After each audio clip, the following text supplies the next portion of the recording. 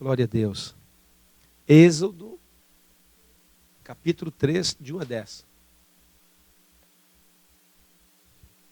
Thank you. Glória a Jesus. Pronto, acharam? Amém? Êxodo, capítulo 3. Vamos ler então.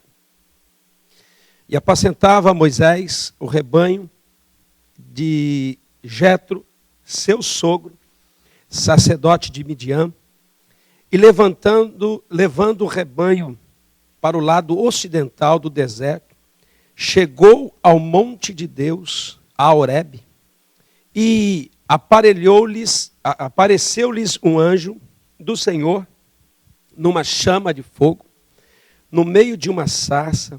Moisés olhou, e eis que a sarça ardia, pegava fogo, mas ela não se consumia.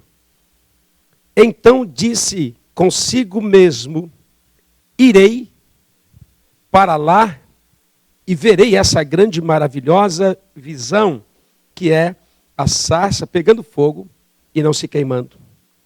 Vendo o Senhor que ele se voltava para ver, Deus, do meio da sarça, o chamou e disse: Moisés, Moisés.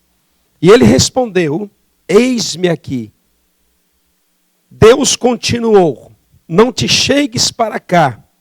Antes, tira os seus sapatos dos seus pés, porque este lugar ficou santo, porque eu estou aqui. E disse mais: eu sou o Deus de teu pai, o Deus de Abraão, o Deus de Isaque e o Deus de Jacó. Moisés escondeu o rosto, porque ele temeu olhar para Deus. E disse ainda o Senhor: certamente eu vi a aflição do meu povo, que está no Egito, e ouvi o seu clamor por causa dos seus opressores, e conheço-lhe o sofrimento. Pois isso, é por isso então que eu desci, a fim de livrá-lo da mão dos egípcios, para fazê-lo subir para aquela terra, dessa terra, para uma terra ampla, terra que mana leite e mel, o lugar do cananeu, do aveu, do herteu, do amorreu, do ferizeu, aveu e do jebuseu. Pois o clamor dos filhos de Israel chegou até mim, e também vejo a opressão com que os egípcios o estão oprimindo. Vem agora, e eu te envio a Faraó, para que tires o meu povo, os filhos de Israel, do Egito. Espírito de Deus, capacita as nossas vidas, para não somente falar, mas para ouvir a tua palavra. Que nada e ninguém possa impedir que a tua palavra seja lançada nos nossos corações, em nome de Jesus. Amém. Podeis assentar.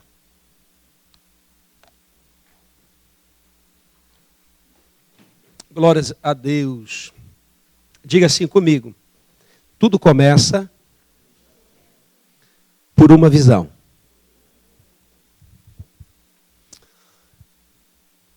Ouçam.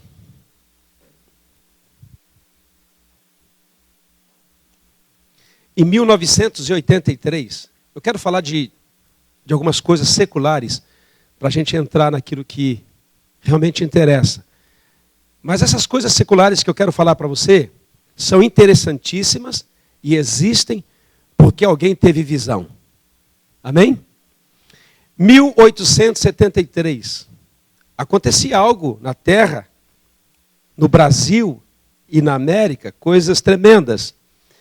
E uma dessas coisas tremendas que estava acontecendo em 1873, o que era? Estava nascendo um homem, Alberto Santos Dumont. Nasceu o Santos Dumont, o Alberto Santos Dumont, numa família rica. Mas esse homem, ele era diferente de muitos outros. Ele começou a ver as aves e ele começou a achar que também o homem poderia voar. Santos Dumont, para quem sabe, se todo mundo sabe, foi quem começou a fazer os aviões. Ele achou então e disse assim, se essas aves voam, por que o homem não voa? E aí então, ele começou a trabalhar nisso. E durante muitos anos, muitas tentativas frustradas. Não foi fácil construir a sua primeira aeronave. Mas, trabalhando naquela visão, naquele sonho, nós podemos ver hoje a maior aeronave que trafega sobre os ares, a A380 Jumbo. Superou o 747, que era o maior avião. Hoje nós podemos atravessar de Tóquio, de Japão a Brasil. Falamos em 24 horas, mas não é 24 horas de voo. É um pouco menos. Então hoje nós temos a facilidade de ir para um país e voltar para outro rapidamente. Mas por quê? Porque alguém teve uma visão e trabalhou para isso. Você hoje entra no avião e nem sabe a dificuldade que houve para existir isso. Mas não é só isso. Não é só isso. Outras coisas aconteceram. No século XIX, acontecia algo pequeno, mas duradouro. Quantos conhecem a Ramona? O frivo? Quantos conhecem a besteira? Ramona, de pôr no cabelo? Grampo? Ramona, em alguns lugares, Ramona, grampo de pôr no cabelo. Quantos já colocaram grampo no cabelo? Ramona. Em alguns lugares, frivo. Em alguns lugares, na Minas Gerais, besteira. É, besteira. Irmão, você tem que viajar como eu. Século XIX, alguém, pela falta do pente, levantava aquele cabelo assim. Ele falou, rapaz, a gente precisa colocar alguma coisa para prender esse cabelo. Pegou 2 ferrinhos, dobrou, virou. Quem já não usou essa Ramona, esse grampo, e até hoje tem esse negócio? Século XIX. Hoje nós estamos na era do gel, nós estamos na era de tantas coisas, ok. Mas o gel veio existir porque alguém teve uma visão. A escova de dente, a pasta de dente, veio existir porque alguém teve um mau hálito e falou, preciso resolver essa questão. E trabalhou para isso. Então usufruímos de coisas que alguém um dia olhou e disse, preciso fazer isso.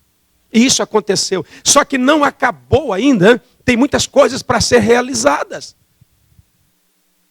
É por isso que eu quero que você olhe para o seu irmão e diga assim, tudo começa por uma visão. Amém? Tudo começa por uma visão. 1870. Em 1870, eu não sou da época, mas tem gente que era, e deixaram relatos para nós. Nós estávamos numa época remota. As pessoas comiam e não conseguiam limpar os seus dentes. Sabiam disso? Esse pastor que está pregando hoje aqui, eu usei muito aquele negocinho da vassoura para limpar dente. E vai falar que você não. Vai falar que você não, rapaz. Para com isso. Muita gente usava pedacinho de madeira para limpar dente, não é? Lasquinha de alguma coisa para limpar os dentes, não era isso? Não era? Então, 1870, algumas coisinhas, um tal de Foster, não sei o quê, ele teve uma ideia. Qual foi a ideia? Qual foi a visão? Rapaz, esse povo come, sai aí tudo assim. Era essa maneira de limpar dente. Então, o que ele resolveu? Fazer o palitinho de dente. E isso pegou tanto, que existe até hoje. E naquela época ainda ele criou a moda. Qual era a moda? Chupar palitinho. Além de limpar, colocava no cantinho da boca e ficava. Era moda. Você está entendendo, irmãos? Tudo começa por uma visão. Tudo começa por uma visão. É por isso que se o crente não tiver a visão, ele não realiza nada para Deus e nem para si próprio. O que vamos deixar para os nossos filhos? O que vamos deixar para outra geração? O que tem para ser feito ainda? Deus quer nos dar uma visão para que nós possamos trabalhar. Porque quando você não tem uma visão de quem você é e de quem Deus é na sua vida, você é um crente simples. E crente simples é igual gasolina que não tem aditivo.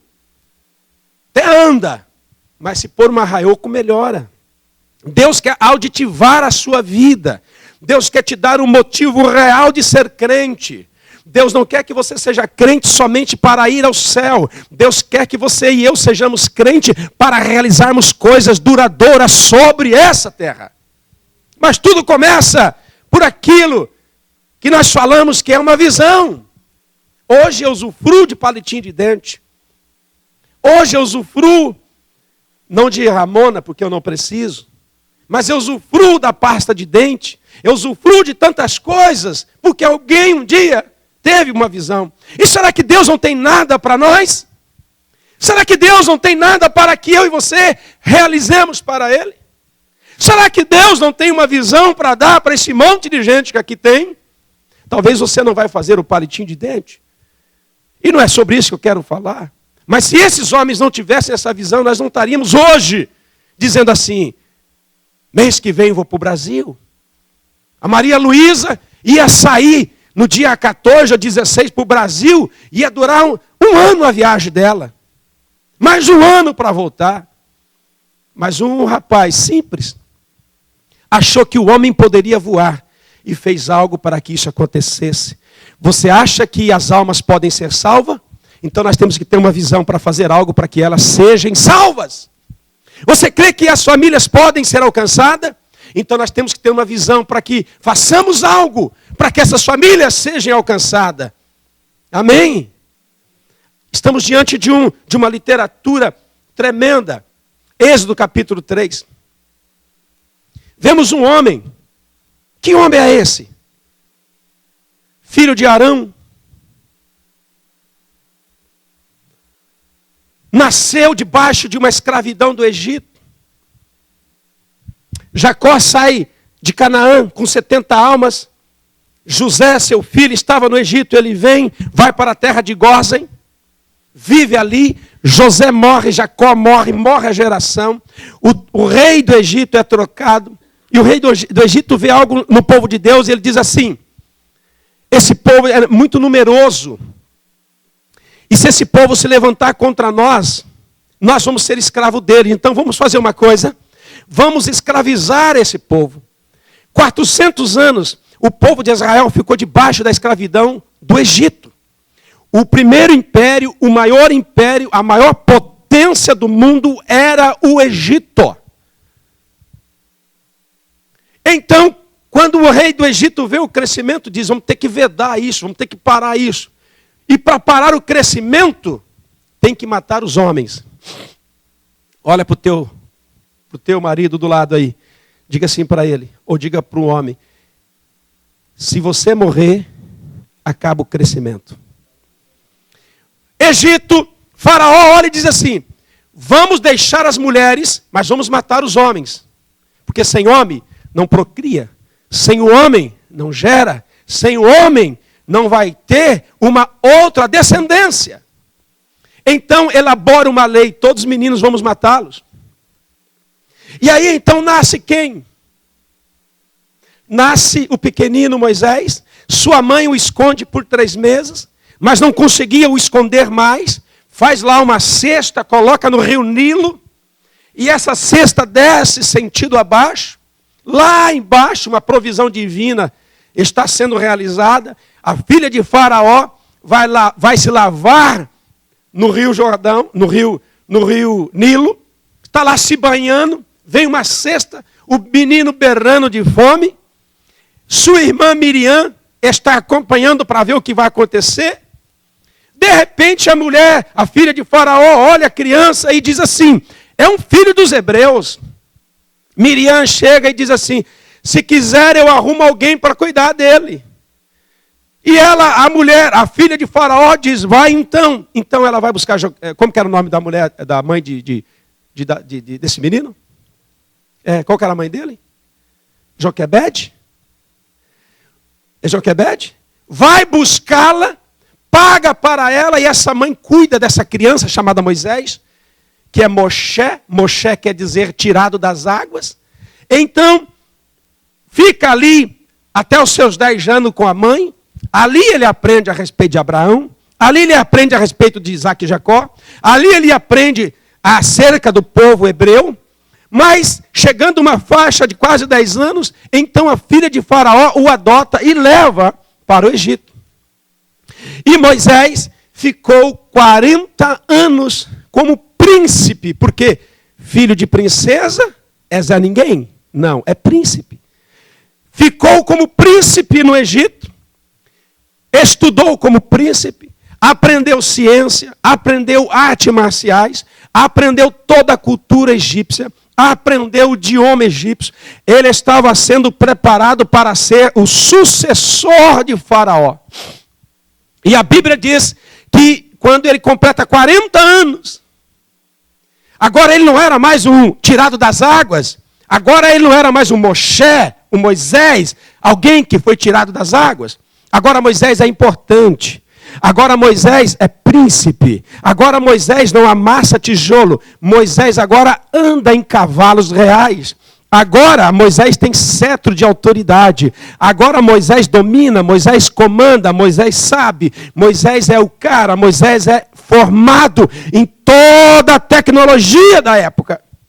Mas a Bíblia é enfática em dizer que quando ele completa 40 anos, ele sente saudade. Saudade de quem? Do seu povo, que estava sendo massacrado, que estava sendo pisoteado, que estava sendo triturado pelo exército e pelo domínio egípcio. E a Bíblia diz que quando ele vai ver a sua família, ele encontra um egípcio torturando, judiando, espancando um hebreu. E a Bíblia diz que ele tomou a dor, foi à defesa do hebreu e matou o egípcio. E esconde o corpo na areia. E ele continua por ali. De repente, no outro dia, ele vê novamente aquele hebreu, agora com outro hebreu, brigando. E ele então entra para apaziguar a batalha, para apaziguar a luta. E um dos hebreus diz assim: Moisés, quem te colocou como juiz? Quem te colocou como nosso líder? Quem te colocou? Vai me matar também como matou o egípcio? Então Moisés descobriu que aquele caso estava descoberto. E aquele caso da morte do egípcio chegou aos ouvidos do Faraó. E quando chega aos ouvidos de Faraó, Faraó dá a sentença: temos que matar Moisés. Aí então Moisés foge. Aí então Moisés some. Moisés vai para o deserto. Moisés vai perto do Monte Horebe. E a Bíblia diz que lá ele casa. Lá, então, agora ele tem 2 filhos. Lá, agora, ele tem uma profissão. Qual é? A das menores profissões. Das piores profissões que poderia existir. Qual? Cuidar de animais chamado ovelha. Ele está cuidando de ovelhas que nem era sua. Era do seu sogro Jetro. Ele está trabalhando, cuidando. Agora não é mais príncipe, agora não tem mais domínio, não tem mais poder, não tem mais autoridade, não monta em cavalos reais, ao contrário, andando no deserto, atrás do monte. Agora ele está cuidando de ovelha que fede, ovelhas que dá trabalho, bichinho, trabalho que era rejeitado por qualquer pessoa. Mas ele está trabalhando ali. E a Bíblia diz que ele fica 40 anos no deserto. 40 anos no Egito, 40 anos no deserto, 80 anos tinha Moisés. E a Bíblia diz que o povo de Israel começa a orar, o povo de Israel começa a clamar, porque até então não clamava a Deus, clamava aos ídolos do Egito. Mas eles começam a clamar agora, e a Bíblia diz que Deus ouve o clamor daqueles que estão em tormento. E a Bíblia nos mostra que Deus, além de ouvir, viu o sofrimento do povo hebreu. E além de ouvir e ver, a Bíblia diz assim que Deus desceu para ajudar o povo.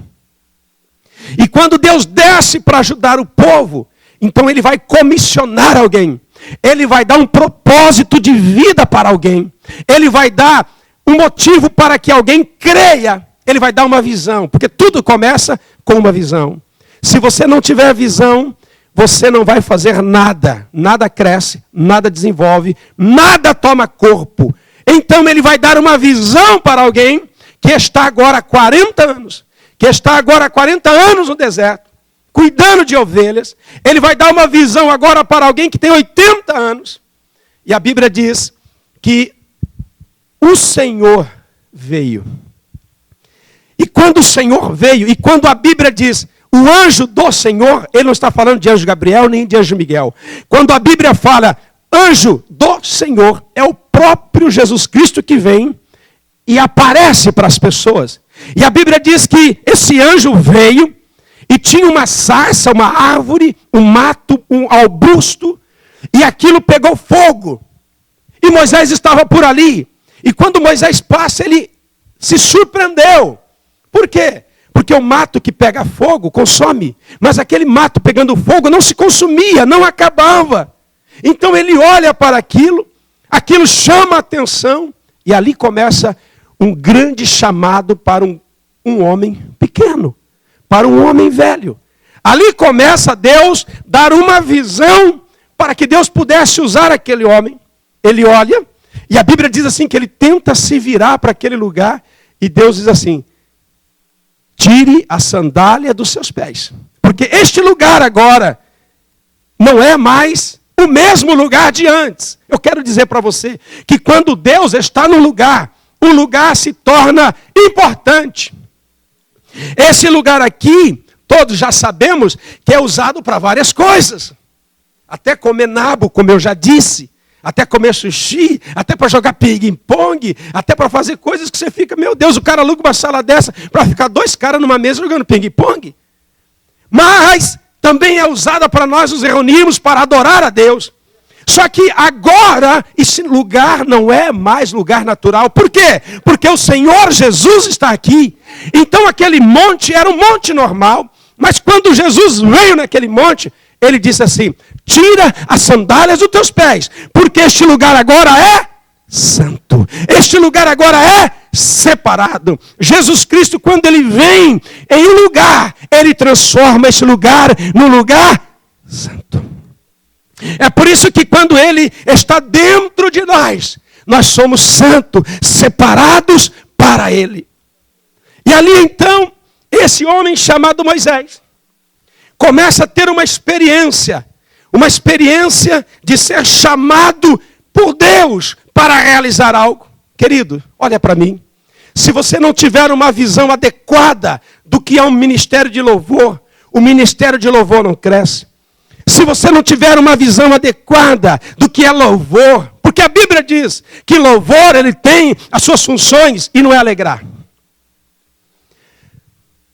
As funções do louvor é para quebrar as gemas, é para libertar cativos, é para curar a nossa vida. Não é somente para ir até diante de Deus, mas é para ir diante de Deus e voltar à glória de Deus para abençoar a nossa vida.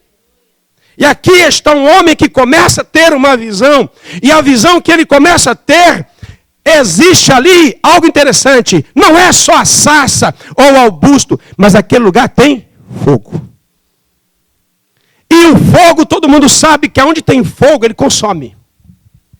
E aonde tem fogo, ele purifica. É por isso que quando vai purificar o ouro, não se purifica com água, mas é com fogo. Para tirar a escória, para tirar a sujeira e para deixar o ouro puro. É por isso que o Espírito de Deus tem a simbologia de fogo. Porque o Espírito Santo quer tirar a sujeira.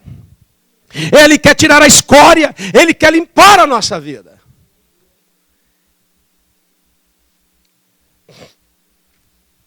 Está ali Moisés, tendo uma das visões. E esse Deus, quando chega para ele, ouça só isso aqui. Deus não simplesmente chegou e disse, cheguei para resolver. Quando ele chega na sarça, Moisés vira para aquele lugar, Moisés tira a sandália. Porque sem santidade ninguém chega até Deus. A Bíblia mesmo diz, olha, sem santificação ninguém verá a Deus. É por isso que Deus diz, tira a sandália suja, porque este lugar agora é santo. E quando ele começa a ter aquela visão, ele ouve 2 vezes a mesma coisa. Ele ouve assim: Moisés, Moisés. O que isso quer dizer? Que Deus nos conhece pelo nome. Deus não é alguém que está isolado da existência humana. Deus me conhece e não me conhece de qualquer jeito. Ele me conhece pelo nome. Ele disse: Moisés, Moisés. Mas não foi só isso que Deus disse. Ele disse outra coisa muito importante. Ele diz assim: Moisés, Moisés, eu sou o Deus de Abraão, de Isaque e de Jacó. Sabe o que Deus estava dizendo para Moisés?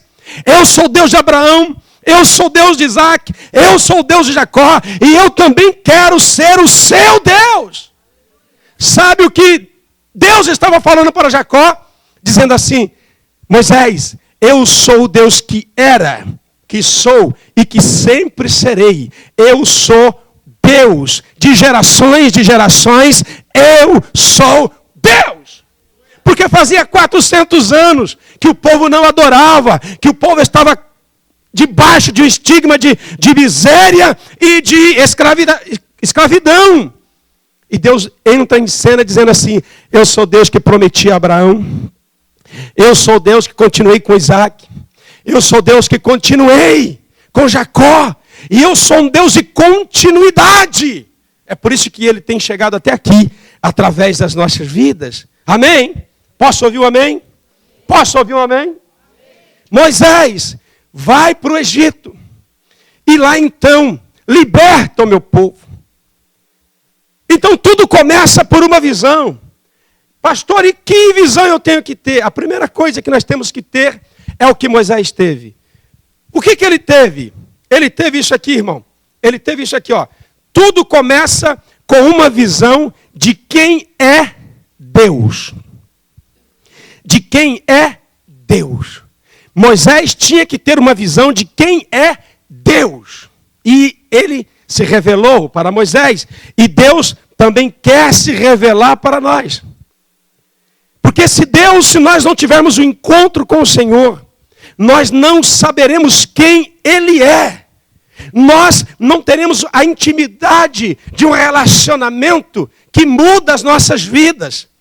E para nós, ouça, para nós tirarmos alguém do Egito, para nós tirarmos alguém que está escravo, porque Egito e Faraó têm tipologias. Faraó é o tipo de um demônio, de Lúcifer, que é o líder que escraviza. E para nós tirarmos alguém da escravidão, primeiro, temos que estar fora do Egito. Moisés não estava mais no Egito, ele estava no deserto, pastoreando ovelhas. E Deus diz: você é o cara certo, porque você não está no Egito. Eu vou te levar agora no Egito para você realizar uma grande obra em meu nome. Mas antes, você tem que ter uma visão, Moisés, de quem eu sou. Eu sou o Deus de Abraão, Moisés.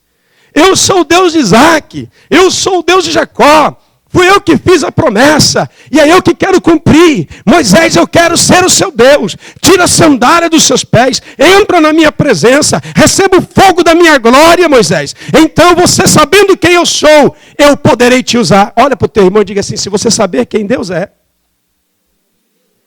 Ele vai poder te usar.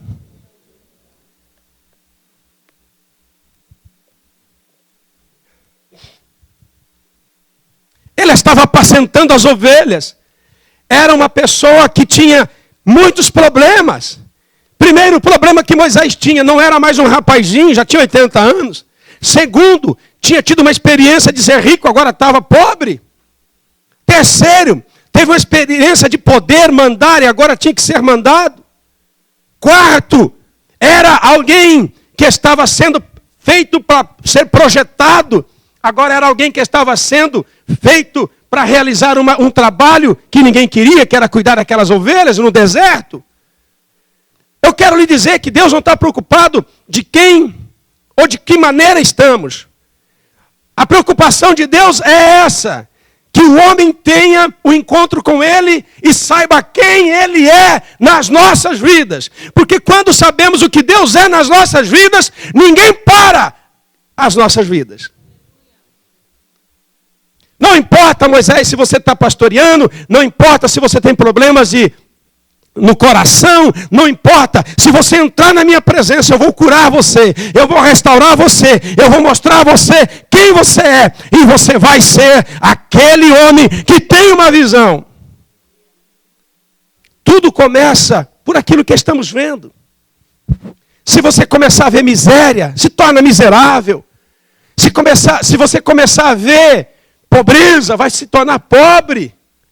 Se você começar a mendigar, porque tem vezes que é igual culto, tem culto que parece culto de mendigo, falta glória. Culto que falta glória, não é culto. Culto tem que ter glória, irmão. Afinal de contas, se fosse para ver, ouça só, a gente assiste televisão japonesa, não entende nada e dá risada. O que está falando mesmo? Quem já fez isso?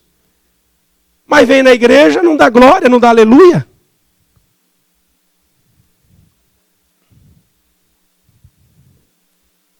Não diz um amém. Os cultos mais parecem fúnebre. Porque quando acaba é um bufafá. Tem café aí? Mas na hora do culto, aí a gente responde assim, não, mas é respeito. Respeito ao quê? A mim? Não, nós temos que dar glórias ao nome do Senhor.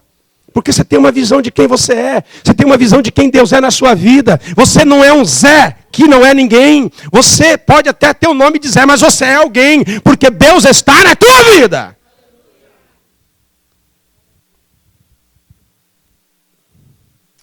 Então tudo começa por essa visão de quem é Deus. Quando você sabe quem é Deus na sua vida, você não é mais a mesma pessoa. E se continua a mesma pessoa, Deus quer revelar para você hoje quem Ele é, para mudar a sua vida, para mudar a sua existência, para mudar o seu ser, para te dar uma direção, para te dar um power para você realizar coisas grandes para Deus. Porque Santos Dumont, ele não sabia o que estava fazendo exatamente, ele sabia que queria voar. E ele não conseguiu ver a aeronave que nós temos hoje. Mas ele trabalhou para que isso acontecesse. E nós temos que trabalhar para que coisas aconteçam na nossa vida. Amém? Temos que trabalhar. Temos que trabalhar na oração, na leitura. Temos que trabalhar na dedicação ao Senhor. Nós temos que trazer a presença de Deus para a nossa vida. Era isso que Deus estava falando para Moisés. Moisés, eu vou trabalhar com você. Só que eu quero que você trabalhe para mim. Mas eu não vou te mandar só. Primeiro, eu quero mostrar para você quem eu sou, Moisés. E Moisés, então, recebe aquele chamado. Só que tanta coisa gostosa aconteceu ali naquele encontro com Moisés. Deus falou para Moisés e diz assim, Moisés, eu tenho ouvido, visto a aflição do meu povo. Irmãos, Deus não é imparcial, Deus não está distante e nos abandonou ao léu. Ao contrário, Ele ouve o nosso clamor, Ele ouve a nossa súplica, Ele vê a nossa dor, Ele vê as nossas vidas. Ele falou para Moisés, eu tenho visto as aflições do meu povo, eu tenho ouvido ele chamar, por isso eu desci para libertá-los. O que isso significa para nós hoje? Não tem sofrimento que Deus não vê. Não tem problema que você atravessa que Deus não vê. Tem pessoas que dizem assim, parece que eu estou sozinho. Só parece porque não está, porque Deus está com você. Deus está vendo, Deus está ouvindo. Deus está atento às suas aflições. Por isso clame ao Senhor. E Moisés ali começa então a ter uma experiência com esse Deus que nós conhecemos, que é Jesus Cristo. E Deus começa a dar uma visão para ele. Eu quero que você vá ao Egito. E eu vou exaltar o meu nome no Egito. E você vai ser um instrumento poderoso para libertar aquele povo. Outra coisa que precisamos entender nesse texto e duas coisas que eu quero falar. A primeira é, precisamos saber quem é Deus. E a segunda é, qual a nossa resposta ao chamado de Deus? Qual será a minha resposta? Qual será a sua resposta ao chamado de Deus? Deus, quando chama Moisés, a primeira coisa que ele vai então dizer é assim: quem sou eu para ir no Egito falar com o rei? Quem sou eu? Para o Senhor me enviar e eu entrar no maior império, diante do maior rei e falar alguma coisa. Quem sou eu? Como que eu vou chegar lá? Quem sou eu que vai a Faraó? O que estava acontecendo com Moisés? Moisés, ele foi mais egípcio do que hebreu. Ele ficou pouco tempo com a sua família e passou mais tempo na cultura egípcia. Agora, 40 anos no deserto, perdeu a eloquência. Tem gente que fala que ele era gago, mas eu não acredito nisso. Porque ele fala que é pesado de boca. Muita gente fala que Moisés é gago, mas eu não acredito nisso. Fica 40 anos sem falar o seu idioma, sem ouvir o seu idioma, e você vai perder a eloquência. Moisés está dizendo assim: eu não sei nem falar mais egípcio. Eu não tenho mais a eloquência da fala para chegar diante dele. Eu me lembro de algumas coisinhas só.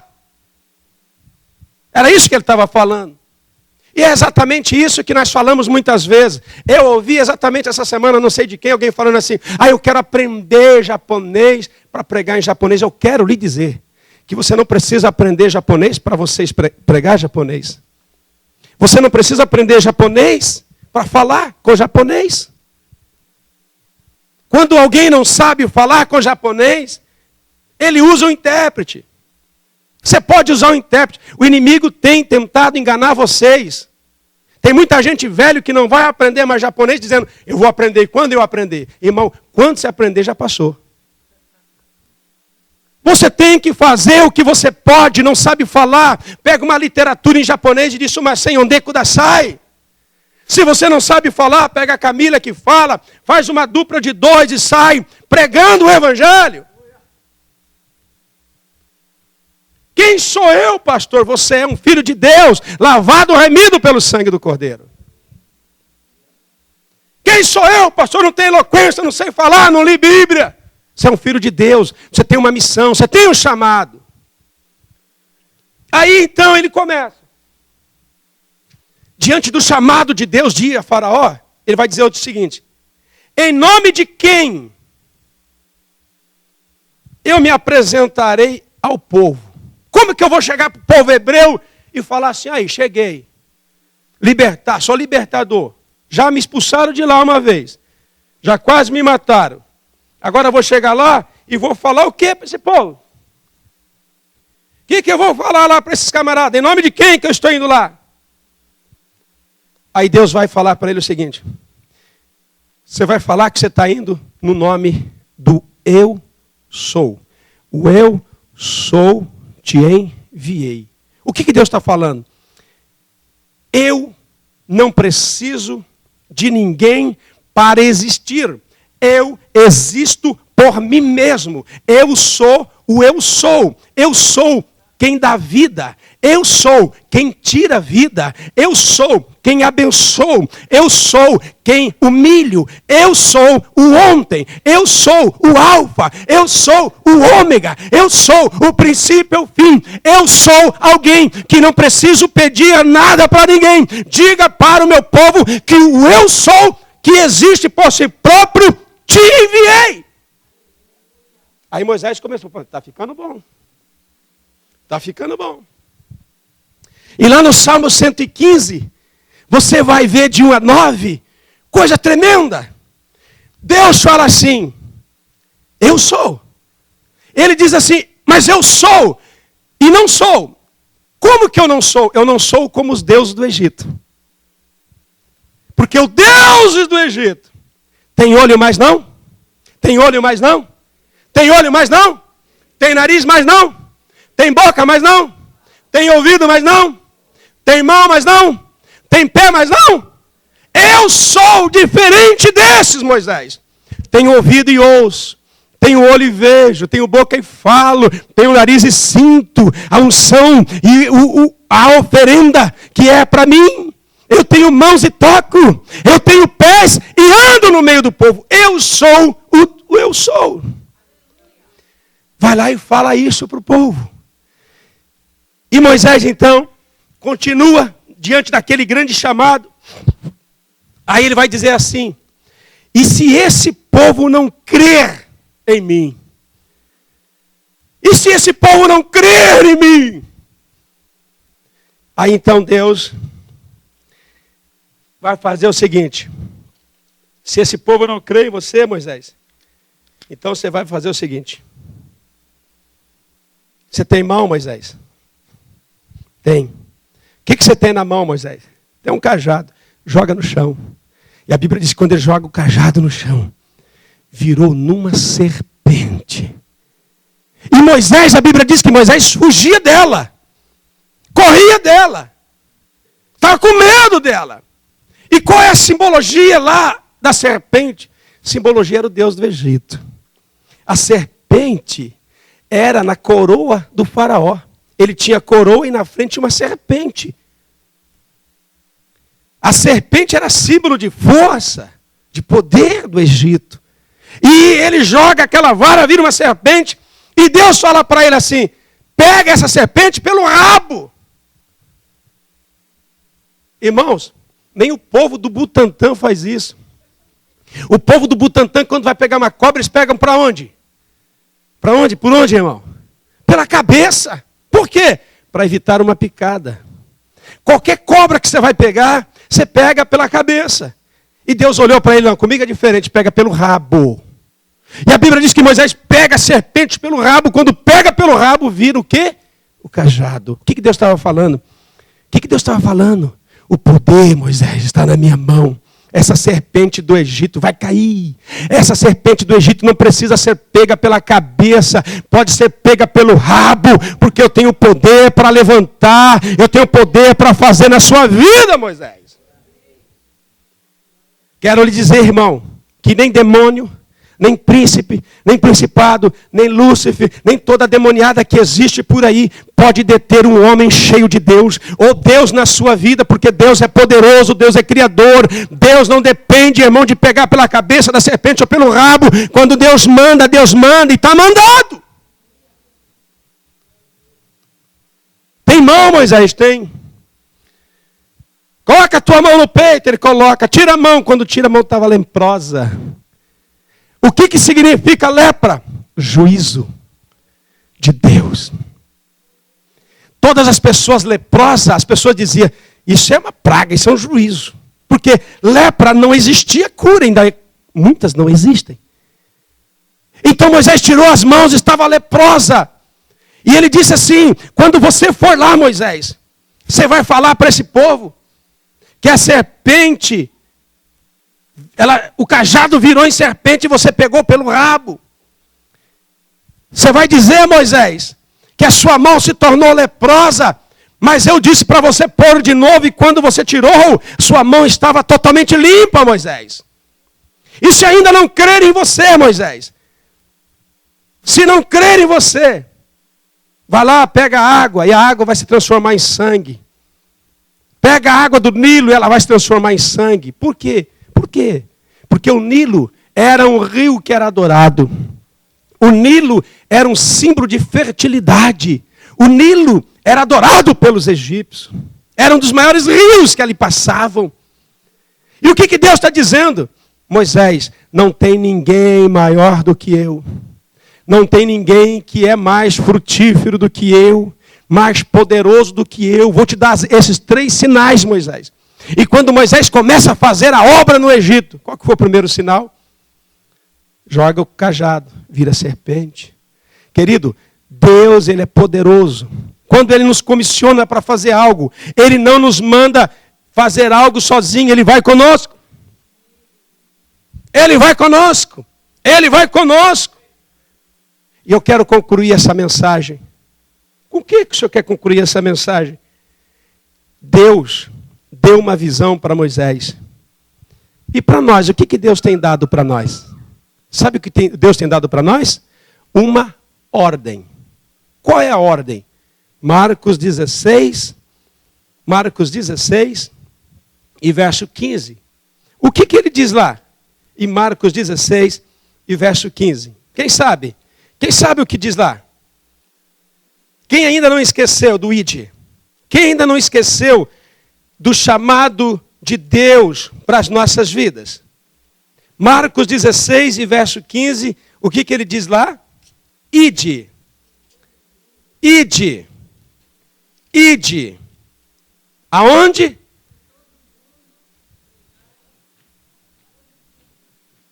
Ide. Ide para onde, irmão? E fazer o que, irmão? E pregai. E pregai. Ide por todo mundo e pregai o evangelho. Pastor, tudo começa por uma visão. Moisés foi chamado para um povo, para um país. Moisés foi chamado para um lugar, Egito. E nós? Para todo mundo. Ide por todo mundo, Moisés, e pregai o evangelho. Ide por todo mundo, igreja, e pregai o evangelho. A mesma missão que Deus deu para Moisés, é a mesma missão que Deus dá para nós. É a mesma missão. Só que agora não é um chamado, agora é uma convocação e uma ordem. Ide onde você for, pregue o evangelho. Quando diz mundo, não quer dizer somente outros mundos, mas olha, quando você estiver no mundo de um avião, pregue o evangelho. Quando você estiver no mundo da fábrica, pregue o evangelho. Quando você estiver no mundo da sua casa, pregue o evangelho. Quando você estiver no mundo dos seus amigos, pregue o evangelho. Ide por todo mundo e pregai o evangelho. Querido, nós também temos que ser um libertador nesses dias. As pessoas vivem em trevas, as pessoas vivem aprisionadas, e Deus tem chamado você. Mas tudo começa por uma visão. Ouça, olhe para mim. Se você não começar a ver os perdidos, se você não começar a ver o sem igreja, se você não começar a ver as pessoas que não têm Jesus como algo importante para Jesus, você nunca vai fazer nada por eles. Nunca, nunca, nunca. Se você não começar a ter uma visão da necessidade, se você não começar a ter uma visão que daqui a pouco muitos estarão no inferno, você não fará nada. Se você não tem feito nada para ganhar uma vida, é porque você não está tendo uma visão da importância dessas pessoas para Deus. Os seus olhos não estão para fora, estão para dentro de si mesmo. Por isso que muitos crentes são egoístas, são egocêntricos, são amargos, falta alegria, falta tristeza, falta amor. Por quê? São crentes internos, eles estão interiorizados nas suas próprias necessidades e esquecem que as pessoas estão sem Deus.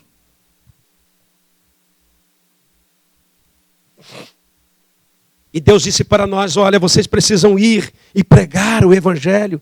Vocês precisam ir e dizer às pessoas. Vocês precisam ir, ouça. E ele diz assim, e os meus sinais seguirão vocês. No meu nome vocês expulsam demônios. No meu nome vocês curam os enfermos. No meu nome, se beber alguma coisa que te fizer mal, dano nenhum achegará-se até você. Porque eu estou enviando vocês. Sabe por que tem crente que não faz nada? Porque não tem uma visão. Porque tudo começa com uma visão. Sabe por que tem igreja morrendo? Porque tem muita gente que não tem visão de igreja. Qual é a visão que muita gente tem na igreja? A igreja estava fria hoje. Hoje não estava bom. Hoje o pastor não estava muito legal. Hoje eu não estava bom. Querido, você não tem visão de igreja. Nós precisamos ter visão de igreja. Igreja é a coluna da verdade. Igreja é uma porta que Deus abre na terra para que as pessoas sejam salvas. Igreja é um forte que Deus coloca na terra para que o Espírito de Deus habite em nós, para nos tirar dos quatro cantos da igreja e sair para fora pregando o evangelho para toda criatura. Se você tem andado triste, mesmo com o Espírito Santo, É porque está faltando sair e pregar o Evangelho. Nós temos que parar de nos esconder atrás. Eu não sei falar Nihongo, mas já evangelizei tantos japoneses. Eu quero lhe dizer, quando você tem uma visão do reino de Deus, quando você tem uma visão de quem é Deus, quando você recebe o chamado e diz, eu estou aqui, você começa a fazer tudo o que você pode fazer. A igreja não tem literatura, não precisa da igreja ter literatura. Você pode ir na Goia comprar a sua própria literatura em japonês e pregar o Evangelho. Ou você pode começar a fazer literaturas. Deus quer nos tirar de trás das máscaras espirituais e nos dar uma visão. Porque tudo começa por uma visão. Eu tenho uma visão de uma igreja. Qual é a visão de uma igreja? Que é salvar o perdido.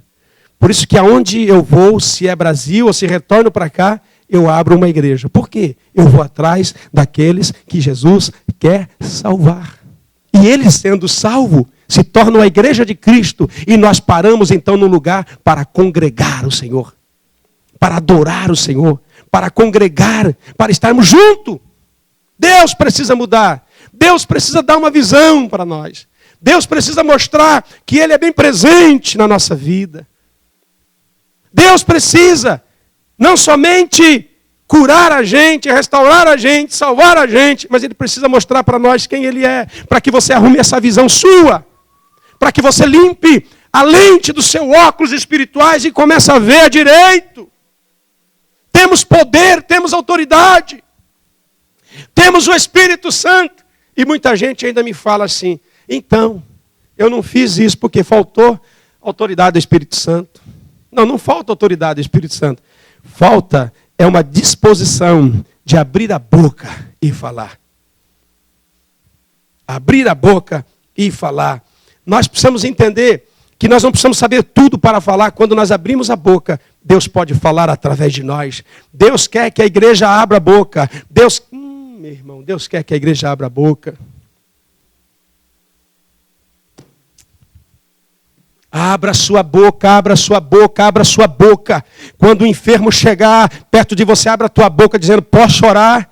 Posso orar? Conheço um Deus que cura, pode ser a sua vez. Posso orar? Quando alguém chegar dizendo, estou com estresse, eu conheço um Deus que não tem estresse, que me ajudou. Posso orar? Começa a abrir a tua boca.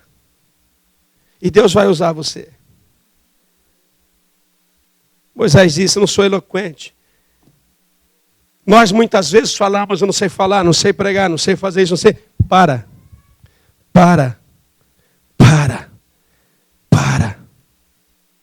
de falar para Deus que você não faz por causa disso, não faz por causa daquilo. É mentira. Porque quem quer, faz. Quem quer, faz. Quem quer, faz. Quem quer, faz. Quem quer errar, erra. Quem quer acertar, acerta. Tem gente que diz, quando eu tiver alguma coisa eu vou fazer. Quando eu tiver dinheiro eu vou fazer. Você nunca vai fazer nada. Porque Deus quer que você comece a fazer mesmo quando você não tem nada. Deus quer te levar às coisas grandes, mas quer levar você a fazer as pequenas. Eu quero orar com você. Porque nós temos um grande chamado de Deus. Mas a gente não faz. Poucas pessoas fazem com autoridade. Não estou falando, tem gente que fala assim, mas a igreja não faz plano de evangelismo. A igreja não tem que fazer plano de evangelismo, é você que tem que evangelizar o seu amigo na fábrica. É você que tem que evangelizar pelo Facebook os seus amigos. Parar de vender Avon pelo Facebook. Parar de vender maquiagem. Parar de fazer propaganda de cachorro. No meu Facebook só vem os crentes do Brasil. Estamos fazendo uma campanha para ajudar os cachorros perdidos. Cachorro perdido, irmão? Mas ninguém faz campanha para salvar os homens perdidos. Aí vem outro. Herbalife. Para casa do chapéu. Todo mundo quer... vá para lá, irmão.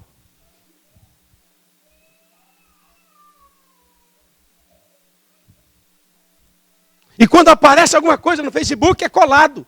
Lá não sei de onde, eles acham lá e colocam lá. Compartilhe. Mandaram um vídeo para mim esse dia. Se você ama Jesus, compartilhe. Eu não compartilho nada, irmão. Compartilhar aquilo lá para os outros ganhar dinheiro. Ah, se eu quero compartilhar, eu vou lá, escrevo um texto e compartilho. Lanço lá. Jesus já foi espancado, já foi cortado. Eu não quero mais, irmão, ver Jesus espancado, cortado. Mel Gibson, sabe? Quero ver filme de Jesus levando pancada. Eu agora quero ver Jesus ressurreto. Ele ressuscitou. Ele não está morto, ele está vivo. E ele vivo, nós não podemos mostrá-lo pelo Facebook, mas podemos mostrá-lo pelas nossas palavras, podemos mostrá-lo pela nossa atitude. Pare de crer no Jesus morto. Pare de crer naquele filme de Mel Gibson. Jesus apanhou demais. Ele está vivo. Ele está glorificado. Ele sofreu aquilo para você ter vida. Ele sofreu aquilo para você ter uma visão, porque essa visão pode mudar a sua vida. Vamos orar? Vamos orar? Pare de pôr aí coisa na internet dos outros. Começa a colocar seu. Pare de colar do Google lá, a Bíblia e colocar lá. Escreve lá o texto da Bíblia. Pare de dar importância para coisa que não tem tanta importância. Não valorize aquilo que não tem tanto valor. Valorize aquilo que realmente tem valor. Coloque as coisas e dê o valor necessário para cada coisa. Dê valor para a família. Dê valor para a casa. Dê valor para o trabalho. Dê valor para o carro. Dê valor para os animais que você tem, pelos periquitos. Mas não valorize demais aquilo que não tem tanto valor. Porque a Bíblia diz, aonde estiver o teu, aí está o teu. E o seu coração tem um lugar. É em Deus. Não é no namorado. Não é no namorado. Você pode casar e esse namorado te largar.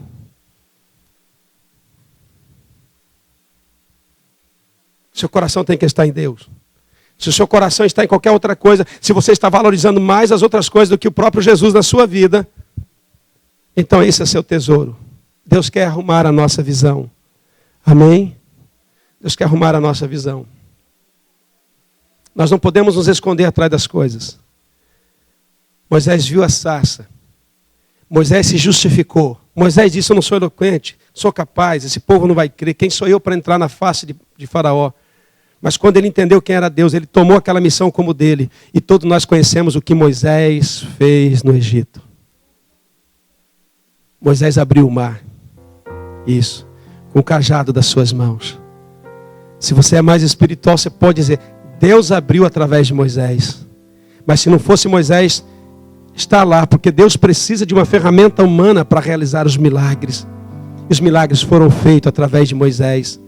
Hoje, nós espiritualizamos e falamos, Moisés era muito grande. Não, Moisés era tirado das águas. Moisés era um Zé Ninguém, 80 anos, lá, ralando, cuidando das ovelhinhas. Triste, porque era príncipe, agora não era nada. Quero dizer para você, Deus te chamou, mas não te chamou para não ser nada. Deus te chamou para ser alguém. E não só para ser, mas para fazer alguma coisa em prol do reino. Essa igreja não tem o porquê existir, se não for para a existência de ser uma igreja que pregue a palavra de Deus. Não há o porquê estarmos aqui glorificando alguém, se não estamos fazendo nada por esse alguém. Se o melhor presente para Deus é a alma, então nós precisamos presenteá-lo com a alma. O diabo tem tentado nos enganar. Por isso que Paulo diz assim, não vos conformeis com este mundo, com este século, mas transformar-vos pela renovação do vosso entendimento. Deus quer que nossa mente seja totalmente renovada. E o diabo muitas vezes tenta dizer que ninguém quer Deus. Ao contrário, irmãos. Aquele que é perdido. A Bíblia diz que o Deus desse século cega o entendimento do incrédulo para que ele não veja e não ouça. Não veja a glória e não ouça a voz de Deus. mas nós não somos incrédulos. Nós temos os ouvidos desobstruídos. Nós temos, irmão, uma mente sendo renovada todos os dias. O inimigo muitas vezes tenta dizer assim: ninguém quer Deus, não adianta pregar, não adianta evangelizar. Mas eu venho hoje no poder e na autoridade da palavra de Deus. Ide, ide, ide. Porque quem disse ide, não sou eu. Quem disse ide, é o eu sou. O eu salvo, o eu curo, o eu liberto, o eu restauro, o eu sou, o Todo-Poderoso, que não preciso de ninguém para existir. Eu existo por mim mesmo. Eu quero te deixar essa mensagem, porque se você já sabe quem é Deus, você precisa abraçar o chamado de Deus. Um dia eu disse assim: eu quero evangelizar japonesas. E eu comprei muitos folhetos. E eu comecei a evangelizar casa por casa. Casa por casa. Eu ia nas casas e começava a colocar o folheto. Eu não estava preocupado se eles iam me entender, até porque eu não falava nada. Mas eu cria que Deus podia salvar através de um folheto. E sabe o que vai acontecer? Eu vou ter surpresa. Eu vou ter surpresa. Porque tem um cântico que diz assim: lá verei, lá verei. E eu lá verei, irmão, japoneses que eu não falei, mas um dia eles ouviram e viram e se converteram. Por quê? Nós cremos quem Deus é. Temos que sair, irmão. Temos que fazer, sem se preocupar se eles entendem, mas se preocupando sim com o ide. Deus disse: vá. Porque se você for, sinais te seguem. Sinais te seguem. Você não vai ser mais um homem normal. E eu chamava a igreja. A igreja nunca me acompanhou no evangelismo. Nunca. Um dia eu estava frustrado. Era mais um domingo de manhã, culto à tarde. E eu disse: vou chegar na igreja, pegar os folhetos, não vai ter ninguém. E quando eu cheguei, me surpreendi lá em Ogaki. O estacionamento da igreja cheio de carro. E eu fiquei alegre. Falei: meu Deus, o povo veio. Entrei na igreja, não vi ninguém. Será que foram arrebatados? Até pensei: se foram, vou vender carro, vou ficar rico. Sumiram. E eu não entendi que eu tinha convidado para estar ali para o evangelismo. Liguei para um diácono. Sabe o que eles falaram para mim? Oh, esses carros aqui, o seu carro está aqui, esse monte de carro aqui no estacionamento, onde vocês estão? Sabe onde eles estavam? Se encontraram ali, deixaram os carros, fizeram duas vans e foram ali no Nagashima. Nós estamos no Nagashima, pastor. Aonde? No Nagashima. E eu fiquei triste, desliguei o telefone. Aí Deus falou assim para mim: filho, não fique triste, porque a recompensa é sua. A recompensa não é de quem não faz, mas é de quem vai. E eu saí alegre, depositando folheto nas casas de japoneses que eu nunca vi. Talvez eu nunca verei aqui, mas um dia eu verei na glória, porque eu creio num Deus que salva, num Deus que liberta. Eu creio num Deus que diz: ide. E não se preocupe, porque no abrir da sua boca eu falo. E se você não abrir a boca, entregue uma literatura, porque eu vou salvá-los. Conheço várias pessoas que já foram salvas sim. Vamos colocar em pé, queridos.